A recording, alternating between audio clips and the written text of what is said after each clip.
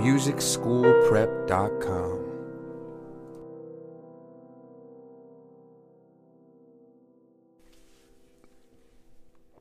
Lesson 1. The staff. The staff is 5 lines, just like this, and they're spaces.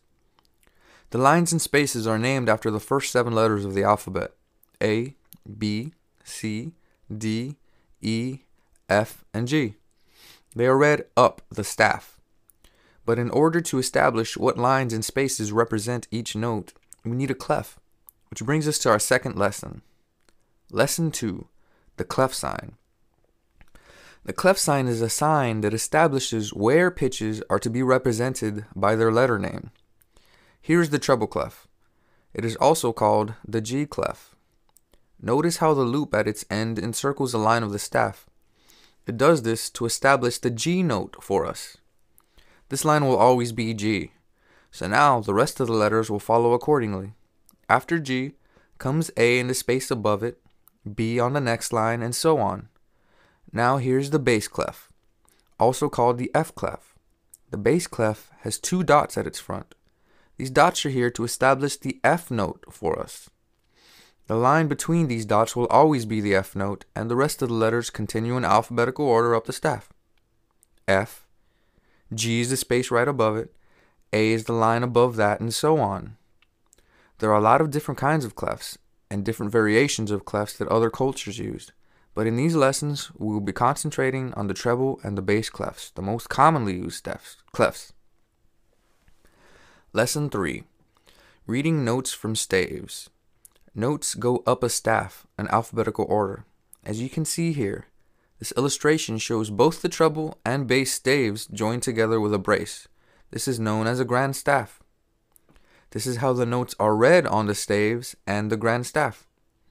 As you can see, the bass clef dots are on the F, and the treble clef loops and circles the G. The rest of the notes follow accordingly. I just wanted to bring special attention to what is known as middle C. Middle C is important because it lies right in the middle of a keyboard, and also because it is the note in the middle of both staves in a grand staff. Here, on the bass clef, after the A and B, comes this C on a ledger line. Ledger lines will be discussed more in Lesson 4. But this C is the same C when you're coming down the treble clef staff. Here we have the E, then the D, and then on this ledger line again, the C note. These notes are the same note. Essentially, if we can, picture an 11-line staff with the line right in the middle being imaginary. That is our grand staff. It is simply notated this way for readability. Here's a tip.